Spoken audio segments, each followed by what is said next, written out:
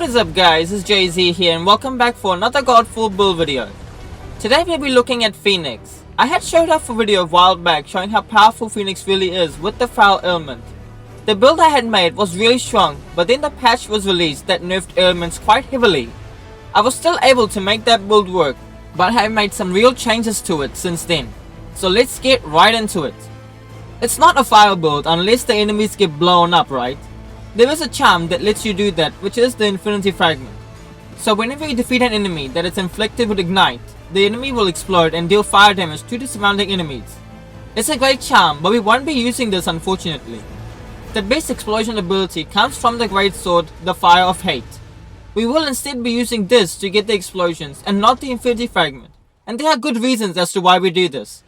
In the video that I showed off, I was using the charm to get those explosions on the enemies. But I was really relying on boons that would give me faster weapon tech charge or polarity attack charge, because without the Lion's Talisman, we can't keep spamming our weapon techs to constantly inflict fire and get those explosions.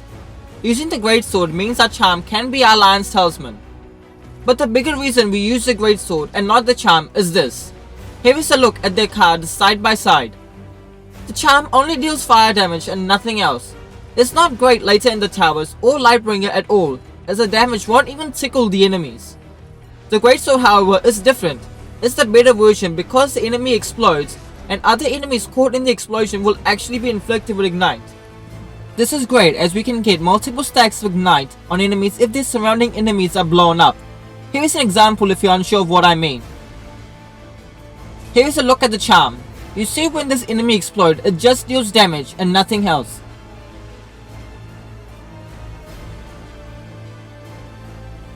Here is a look at the Great Sword now and how the explosion works.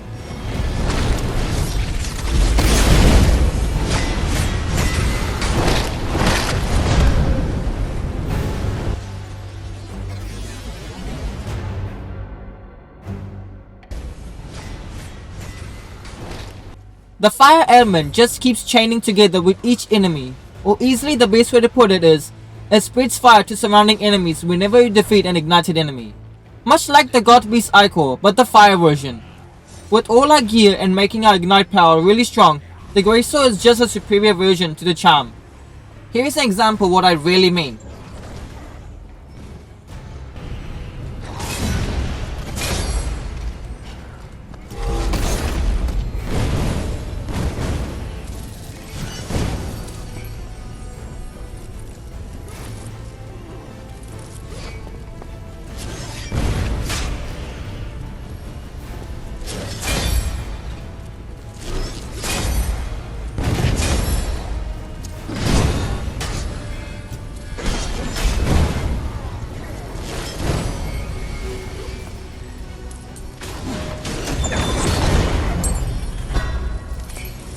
You saw I got through that full wave just by doing 2 to 3 attacks. Then the fire itself just keeps spreading and killing them all. So our primary will be the Great Sword, Fire of Hate. For your secondary weapon, it can be anything you like. Anything that has fire DPS on it. I am using this Eye of the Unknown, which has the primaries of both exploding enemies when killed. Super amazing to use for this build. If I use this weapon with the Infinity Fragment, I would actually get the enemy to cause 3 explosions when killed. It's kinda silly, but it's really cool. Now, you don't need to use any of these weapons for that matter. I use them just so you can see some cool explosions. You could use any fire DPS weapon and have a really strong ailment build.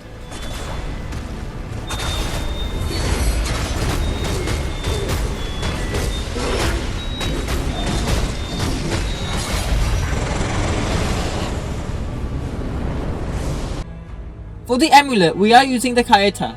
This will allow our shields to become super strong and recharge really fast. For our charm, we are using the Mentor's Tag. With this we got our primary weapon tech charge as well as the marker fragility. The reason why we are using this and not the primal Lion's Talisman or anything is because on the marker fragility perk you get the bonus of shield throws inflict ailments. Pairing this with the shield amulet that we are using, we can inflict ignite with our shields as well. For our rings, we have our Eye of the Dragon for our survivability. For our second ring, we are using the Enigmatic Circle. This ring will charge our polarity with each killed on ailment afflicted enemies. The Phoenix perk is to inflict ailment with polarity.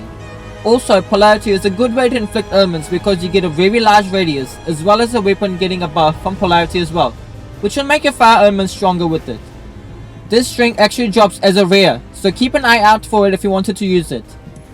For the lifestone, we are keeping it to the icons tier, and since we are going for an ailment build, we will change our banner to the plague pennant. Now let's take a look at the augments. For the first augment we are using is the solar bliss.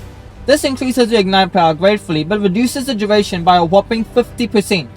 Ignite already has a really short duration compared to the rest of the ailments. Losing another 50% duration will be really bad, so I do suggest that you get a few augments or your gear pieces that have ailment duration on it. If you do not have any with ailment duration, then I suggest you use any other red augment instead of this. Then we use Dauntless. Since we will be charging polarity really fast with our rings, as well as capping all resistances, we can easily make good use of this augment. Then we have Adore. This will give us good shield damage for easily killing the mobs. Scourge, pretty simple, will give us shield charge with each kill. Kindred Core is actually one of the most important reg augments for this build. All of our fire damage values as well as our fire resistance will increase the power of our ignite. So on as many augments or gear pieces as you can, get that fire damage value upgraded. Then we have Black Seed to get us more shield charge. Then we are using Rift, also pretty simple, just to get more damage. Since we need our resistances to be capped, we will use Presence of Mind. Make sure to place it in this position to get the most out of it. Also make sure you have good resistances on them, as the augment alone will not give you enough.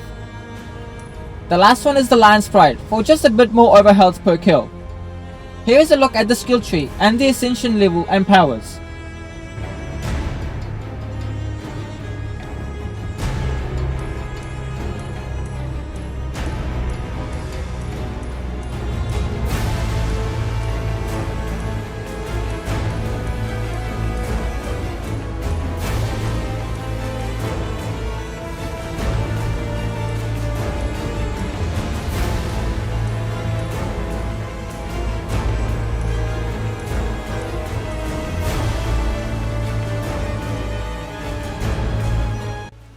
This build is super fun as well as super strong.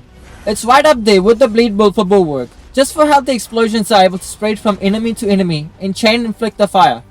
The build is capable of reaching floor 30 without burns and doing Lightbringer with greater curses equipped. I found this build to be more fun and useful, especially in the Lightbringer mode, because of the really tight arena and all enemies being closer together and in bigger numbers as well. The fire really does an amazing job at killing everything with style. Hope you guys enjoyed the build. Comment down below what you guys all thought of it, and if you guys are going to make any changes to it to fit your playstyle.